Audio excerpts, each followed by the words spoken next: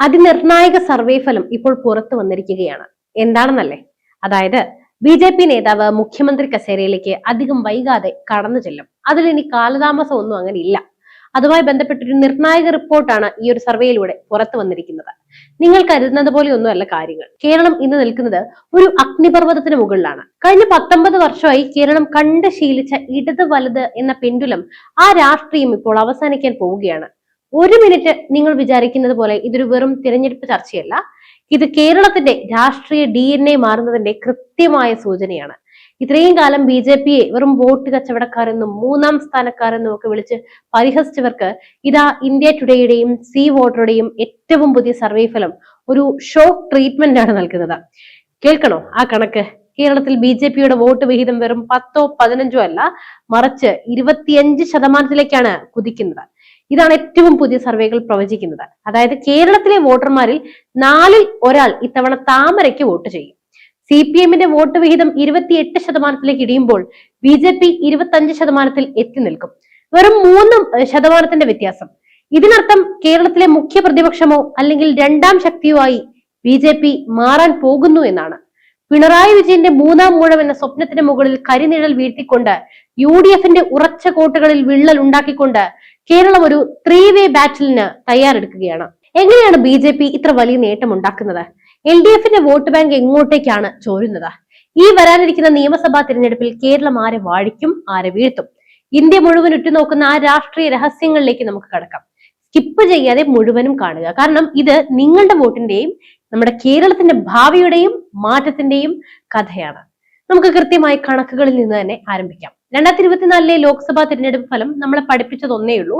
കേരളത്തിലെ വോട്ടർമാർക്ക് പണ്ടുണ്ടായിരുന്ന ആ രാഷ്ട്രീയ ഐത്തം മാറി തുടങ്ങിയിരിക്കുന്നു. സുരേഷ് ഗോപി തൃശൂരിൽ നേടിയ വിജയം വെറുമൊരു സിനിമാ താര പ്രഭാവമാണെന്ന് കരുതിയവർക്ക് തെറ്റി. ആ വിജയം BJP എന്ന പാർട്ടിക്ക് കേരളത്തിന്റെ ഹൃദയത്തിലേക്കുള്ള ഒരു എൻട്രി പാസ് ആയിരുന്നു. സി വോട്ടർ സർവേയുടെ ആഴങ്ങളിലേക്ക് ഇറങ്ങിച്ചെന്നാൽ UDFന് ഇപ്പോഴും മേൽക്കൈ ഉണ്ടെന്ന് സർവേ പറയുന്നുണ്ട്. 20 സീറ്റുകളിൽ 18ലും UDF വിജയിച്ചേക്കാം. പക്ഷേ രാഷ്ട്രീയ നിരീക്ഷകർ നോക്കുന്നത് സീറ്റുകളെയല്ല, വോട്ട് ഷെയറിനെയാണ്. UDFന് 40% വോട്ട് ലഭിക്കുമ്പോൾ അവർ തങ്ങളുടെ 2024 വോട്ട് വിഹിതത്തിൽ 43% നിന്നും താഴേക്ക് പോവുകയാണ്. എന്നാൽ യഥാർത്ഥ ദുരന്തം കാത്തിരിക്കുന്നത് LDFനെയാണ്. സർവേ പ്രവചിക്കുന്നത് അവർക്ക് ലഭിക്കാൻ പോകുന്നത് വെറും 28% മാത്രമാണെന്നാണ്. ലോക്സഭയിൽ സീറ്റുകൾ 0 ആയേക്കാം. ചിന്തിച്ചു നോക്കൂ, ഭരണ തുടർച്ച എന്ന ഹിമാലയൻ നേട്ടം കൈവരിച്ചൊരു മുന്നണിക്ക് വോട്ട് ഷെയറിൽ ഇത്ര വലിയ ഇടിവ് സംഭവിക്കുന്നത് സാധാരണ കാര്യമല്ല.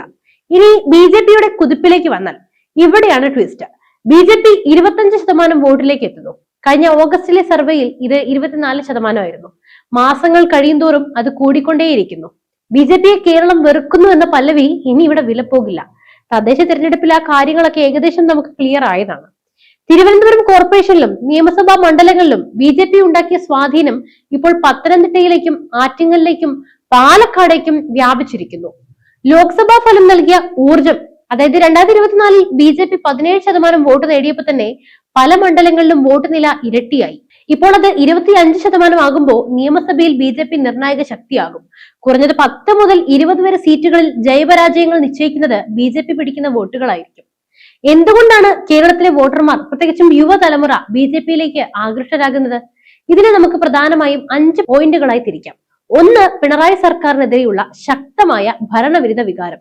10 വർഷത്തോളമായി തുടരുന്ന LDF ഭരണത്തിൽ ജനങ്ങൾ അസംതൃപ്തരാണ്. അഴിമതി ആരോപണങ്ങൾ, മാസപ്പടി വിവാദം, സ്വർണ്ണക്കടത്ത്, സഹകരണ ബാങ്ക് തട്ടിപ്പുകൾ, സ്വർണ്ണക്കൊള്ള, ഇവയെല്ലാം സാധാരണക്കാരന്റെ മനസ്സിൽ മുറിവുകൾ, ഉണങ്ങാത്ത മുറിവുകളാണ് ഉണ്ടാക്കിയത്.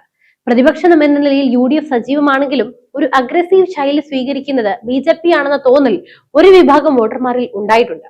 2, മോദി ഫാക്ടറും കേന്ദ്ര വികസനവും. ഇന്ത്യയെ ലോകത്തിന് മുന്നിൽ ഒരു ശക്തിയായി ഉയർത്തുന്ന നരേന്ദ്രമോദിയുടെ പ്രതിച്ഛായ കേരളത്തിലെ യുവാക്കളെ സ്വാധീനിക്കുന്നുണ്ട്. വന്ദേ ഭാരത് ട്രെയിനുകൾ, നാഷണൽ ഹൈവേ വികസനം, ഗെയിൽ പൈപ്പ് ലൈൻ തുടങ്ങിയ പദ്ധതികളെല്ലാം കേന്ദ്ര സർക്കാരിന്റെ ക്രെഡിറ്റിൽ ജനങ്ങൾ കാണുന്നു. മോദിയുടെ ഗ്യാരണ്ടി എന്ന മുദ്രാവാക്യം കേരളത്തിന്റെ മുക്കിലും മൂലയിലും എത്തിക്കാൻ BJP മിനറലുകൾക്ക് സാധിച്ചിട്ടുമുണ്ട്. പിന്നെ ഓപ്പറേഷൻ സിന്ദൂറും. പിന്നെ 3, ക്രൈസ്തവ വോട്ടുകളിലെ വലിയ മാറ്റം. കേരള രാഷ്ട്രീയത്തിലെ ഏറ്റവും വലിയ മാറ്റമാണിത്. പരമ്പരാഗതമായി UDFനൊപ്പം നിന്നിരുന്ന ക്രൈസ്തവ സഭകൾ BJPയോട് മൃദുസമീപനം സ്വീകരിച്ചു തുടങ്ങിയിരിക്കുന്നു. ലവ് ജിഹാദ്, വഖഫ് നിയമം തുടങ്ങിയ വിഷയങ്ങളിൽ സഭകൾ ഉയർത്തുന്ന ആശങ്കകൾക്ക് പരിഹാരം കാണാൻ ബി ശ്രമിക്കുന്നത് വോട്ട് ബാങ്കിൽ വലിയ മാറ്റമുണ്ടാക്കുന്നുണ്ട്. സർവേയിലെ 25% വോട്ട് ഷെയറിൽ വലിയൊരു ശതമാനം ഇത്തരത്തിലുള്ള മാറ്റങ്ങളിൽ നിന്നാണ് വരുന്നത്. 4 UDFന്റെ വിശ്വാസ്യതയിൽ കുറവാണ്. UDF ജയിച്ചാൽ അവരിൽ പലരും BJPയിലേക്ക് പോകുമോ എന്ന LDFന്റെ പ്രചാരണം ഒരു വശത്ത്, മറുവശത്താകട്ടെ നിർണായകമായ പല ദേശീയ വിഷയങ്ങളിലും കോൺഗ്രസ് എടുക്കുന്ന നിലപാടുകളിലെ അവ്യക്തത. മറ്റൊന്ന് മുസ്ലിം ലീഗ്. ഇത് നിഷ്പക്ഷ വോട്ടർമാരെ BJPയിലേക്ക് ചിന്തിക്കാനായി പ്രേരിപ്പിക്കുന്നു. UDF ജയിച്ചാൽ മുസ്ലിം ലീഗ് ഭരിക്കുമോ എന്ന പേടിയുമുണ്ട്. ഈ സർവേ ഫലം ഏറ്റവും കൂടുതൽ ഭയപ്പെടുത്തുന്നത് ആരെയാണ്? നിസ്സംശയം പറയാം, അത് ഇടതുപക്ഷത്തെയാണ്. കാരണം BJP പിടിക്കുന്ന വോട്ടുകളിൽ വലിയൊരു ഭാഗം വരുന്നത് ഇടതുപക്ഷത്തിന്റെ അടിത്തട്ടിൽ നിന്നാണ്. പണ്ട് BJP വോട്ട് പിടിച്ചാൽ അത് കോൺഗ്രസിനെ ബാധിക്കുമെന്നതായിരുന്നു വെപ്പ്. എന്നാൽ ഇപ്പോൾ BJPയിലേക്ക് പോകുന്നത് ഹിന്ദു വോട്ടുകൾ മാത്രമല്ല, എല്ലാ വിഭാഗത്തിൽ നിന്നുമുള്ള വോട്ടുകളാണ്. CPMന്റെ കോട്ടകളായ കണ്ണൂരിലും പാലക്കാട്ടിലും BJP വോട്ട് ഷെയർ വർദ്ധിപ്പിക്കുന്നത് പാർട്ടി ഗ്രാമങ്ങളിൽ വിള്ളൽ വീഴുന്നതിന്റെ സൂചനയാണ്. പിന്നെ ഇന്ത്യയുടെ രാഷ്ട്രീയത്തിൽ കേരളം ഒന്നുമല്ല. ദേശീയ തലത്തിൽ BJPക്ക് 300-ലധികം സീറ്റുകൾ ഉണ്ടെങ്കിലും കേരളം എപ്പോഴും ഒരു ബാലികേറ മലയായിരുന്നു. എന്നാൽ 2026 നിയമസഭാ തെരഞ്ഞെടുപ്പോടെ കേരളം ഇന്ത്യയുടെ രാഷ്ട്രീയ ഭൂപടത്തിൽ ഒരു സുപ്രധാന സംസ്ഥാനമായി മാറും. വടക്കേ ഇന്ത്യയിലെ വിജയങ്ങൾ കേരളത്തിൽ ആവർത്തിക്കാനാവില്ല എന്ന് പറഞ്ഞവർക്കുള്ള മറുപടിയാണ് 25% എന്ന പ്രവചനം. BJP കേവലം ഒരു വോട്ട് ഷെയർ വർദ്ധിപ്പിക്കുക മാത്രമല്ല ചെയ്യുന്നത്, മറിച്ച് കേരളത്തിലെ തിരഞ്ഞെടുപ്പ് തന്ത്രങ്ങളെ മാറ്റിമറിക്കുകയാണ്. മുൻപ് LDFും UDFും തമ്മിൽ മത്സരിക്കുമ്പോൾ മൂന്നാമതൊരാൾ വന്നാൽ അത് വോട്ട് ഭിന്നിപ്പിക്കാൻ മാത്രമായിരുന്നു. എന്നാൽ ഇപ്പോൾ BJP പല മണ്ഡലങ്ങളിലും ഒന്നാമതോ രണ്ടാമതോ ആയി എത്താൻ ശ്രമിക്കുന്നു, അല്ലെങ്കിൽ മത്സരിക്കുന്നു. കേന്ദ്രമന്ത്രിമാരെയും പ്രമുഖ വ്യക്തിത്വങ്ങളെയും കേരളത്തിൽ ഇറക്കി BJP കളിക്കുന്നത് ഒരു വലിയ ദൗത്യവുമാണ്. സുരേഷ് ഗോപിയെ പോലെ ജനപ്രിയരായ വ്യക്തികളെ ഇനിയും BJP രംഗത്തിറക്കും. ഉണ്ണിമുകുന്ദനൊക്കെ മത്സരരംഗത്തേക്ക് കടന്നു വരുമെന്നാണ് പറയുന്നത്. വികസനവും ദേശീയതയും ചർച്ചയാക്കി BJP മുന്നേറുമ്പോൾ വരാനിരിക്കുന്ന മാസങ്ങളിൽ കേരളം കാണാൻ പോകുന്നത് കനത്ത മത്സരമായിരിക്കും, അല്ലെങ്കിൽ പോരാട്ടമായിരിക്കും. അപ്പോൾ നമ്മൾ കണ്ട കണക്കുകൾ സൂചിപ്പിക്കുന്നത് ഒന്നേയുള്ളൂ: കേരളം ഒരു മാറ്റം ആഗ്രഹിക്കുന്നു. അത് BJPക്ക് അനുകൂലമായ കാറ്റാണോ അതോ UDFന് ഭരണത്തിലേക്കുള്ള വഴിയാണോ എന്നെല്ലാം കാലം തെളിയിക്കും. പക്ഷേ ഒരു കാര്യം ഉറപ്പാണ്: പിണറായി വിജയന്റെ ഇരട്ടച്ചങ്കൻ പ്രതിച്ഛായയ്ക്കും LDFന്റെ ഭരണ തുടർച്ചാ മോഹങ്ങൾക്കും മുകളിൽ BJPയുടെ ഈ 25% വോട്ട് ഷെയർ ഒരു വലിയ ചോദ്യചിഹ്നമാണ്. കേരളത്തിൽ താമര വിരിയുന്നത് വെറും ഒരു സ്വപ്നമല്ല, അതൊരു യാഥാർത്ഥ്യത്തിന്റെ മാറാൻ പോകുന്നതിന്റെ തുടക്കമാണ്.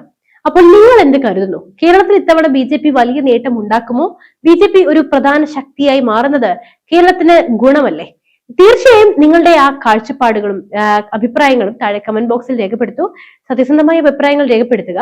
ഈ വീഡിയോ മാക്സിമം ഷെയർ ചെയ്യുക. കേരളത്തിന്റെ രാഷ്ട്രീയം മാറുകയാണ്. ആ മാറ്റം എല്ലാവരിലും അറിയട്ടെ. കൂടുതൽ ഇൻഫോർമേറ്റീവ് ആയ വീഡിയോകൾക്കായി ഈ ചാനൽ ഇപ്പോൾ തന്നെ സബ്സ്ക്രൈബ് ചെയ്യുക. അടുത്ത ചൂടുള്ള രാഷ്ട്രീയ ചർച്ചയുമായി വീണ്ടും കാണാം. മറ്റൊരു വിഷയമായി വീണ്ടും എത്തും വരെ നന്ദി.